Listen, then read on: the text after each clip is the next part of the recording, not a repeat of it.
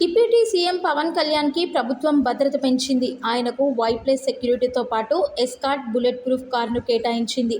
కాగా ఇవాళ సచివాలయం వెళ్తున్న పవన్ తన ఛాంబర్ పరిశీలించనున్నారు.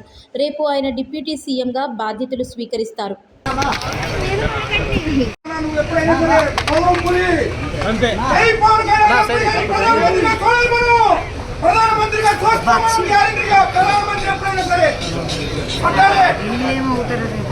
అదేనా సమరం పులి